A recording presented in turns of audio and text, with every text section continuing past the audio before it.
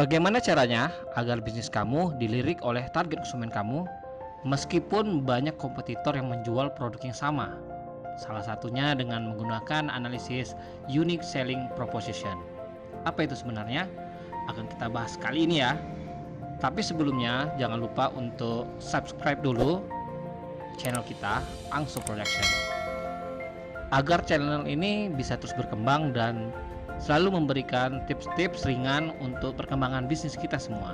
Oke, untuk membahasnya, Unique Selling Proposition atau kita singkat USP ini kita bagi terlebih dahulu menjadi 3 kolom. Kolom yang pertama adalah apa yang konsumen inginkan dan butuhkan. Kolom yang kedua adalah apa yang bisa kompetitor kamu lakukan. Dan yang kolom ketiga, apa yang bisa kamu lakukan. Dari ketiga kolom ini akan ditemukan apa yang menjadi USP kamu, yang akan menjadi poin penting agar pelanggan kamu bisa terus-terusan belanja produk kamu. Baik, kita mulai dari apa yang konsumen inginkan atau butuhkan. Misalnya nih, produk Angso ada dari pakaian seragam.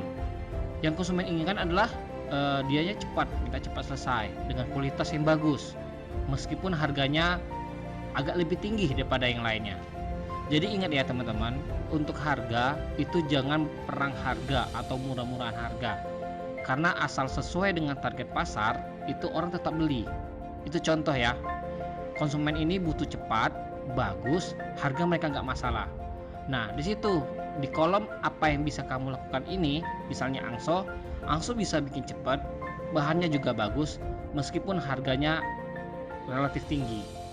Jadi di situ akan bersinggungan antara kolom apa yang konsumen inginkan dengan apa yang bisa kamu lakukan. Itu yang tidak dimiliki oleh kompetitor kamu.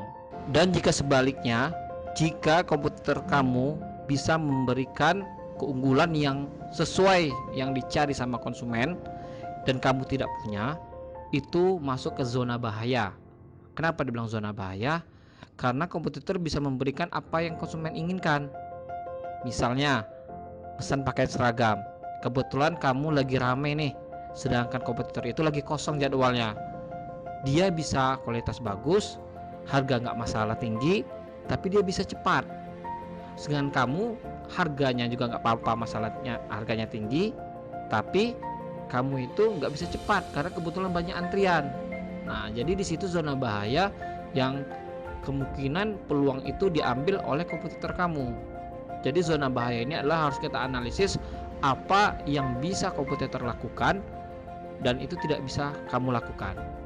Namun jika keunggulan kamu ataupun kompetitor kamu itu tidak dibutuhkan sama konsumen, itu masuk ke irisan berikutnya, yaitu irisan berwarna biru ini adalah tidak ada yang peduli. Kamu menawarkan kemeja misalnya berbahan A dan kompetitor kamu menawarkan berbahan B, tapi ternyata si konsumen ini mintanya berbahan C yang di daerahmu tidak ada bahannya. Jadi keunggulan-keunggulan yang kamu sampaikan itu tidak ada yang mempedulikan, jadi memang nggak ketemu sama target pasar kamu. Dan yang terakhir ini adalah yang zona kuning. Zona kuning ini ketika posisi kamu dan kompetitor kamu sama-sama memiliki keunggulan yang sama. Keunggulannya sama-sama dibutuhkan konsumen, harganya sama, kualitasnya sama, kecepatannya juga sama. Dan disitulah zona kuning ini akan terjadi perang kualitas, perang harga, perang pelayanan, dan perang kreatif. Tinggal bagaimana rezekinya aja larinya kemana. Dan ini tidak bisa dipungkiri, pasti akan terjadi di setiap bisnis. Tinggal bagaimana kamu menguraikannya, yang mana kualitas itu hanya ada di kamu. Itu yang di zona hijau tadi, yang pertama kali kita bahas tadi, yang di USP kamu tadi. Nah, jadi bagi teman-teman yang ingin memulai bisnis, bisa mulai menganalisis seperti ini. Bisa melakukan survei terlebih dahulu, menggunakan angket, atau tanya teman-teman, lihat-lihat bisnis yang sudah ada. Ketika bisnis itu ada di pasaran, kamu harus menganalisis sendiri, kira-kira apa yang membuat saya berbeda dengan yang lain, apa yang kira-kira membuat konsumen target pasar kita lebih memiliki daripada yang lain. Jadi kesimpulannya, USP ini, Unique Selling Proposition, adalah poin-poin yang kamu miliki tapi tidak kompetitor miliki. sesuatu yang bisa kamu lakukan tapi tidak bisa kompetitor lakukan. Bagaimana caranya? Yang jelas harus kita cari tahu dulu, survei. Nah, untuk mengetahui apa yang konsumen inginkan dan butuhkan, kita harus berangkat dari posisi sebagai konsumen, dari sudut pandang konsumen. Jangan melihat dari sisi kita.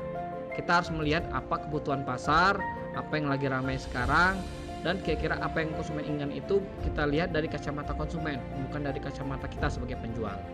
Contoh lihat dari kacamata konsumen adalah saat ini Angsol lagi rame pemesan pakaian seragam atau toga wisuda. Kita tahu kampus Unja lagi mau wisuda atau kampus Poltekkes mau wisuda. Saya lihat di medsos, saya lihat dari orang-orang yang datang. Wah, ternyata ramai. Kita sediakan stoknya. Untuk apa ketika Poltekkes maupun Unja, Universitas Jambi itu mencari toga wisuda, kita menyediakan kampus lain dengan tidak mereka butuhkan. Untuk apa? Untuk itu, saya tahu konsumen membutuhkan toga wisuda, kami sediakan, Angsol sediakan toga-toga wisuda yang mereka cari. Sedangkan yang lain tidak punya. Sedangkan kita ready stock, mereka bisa langsung coba ukuran dan langsung beli, langsung bawa pulang. Itu contoh sederhananya. Selamat mencoba teman-teman. Silahkan bagi yang ingin memulai bisnis, jangan sungkan untuk bertanya di channel kita. Yang ingin memulai bisnis, jangan takut, silahkan mencoba. Gagal itu biasa. Nanti ketika gagal bisa coba lagi. Terima kasih.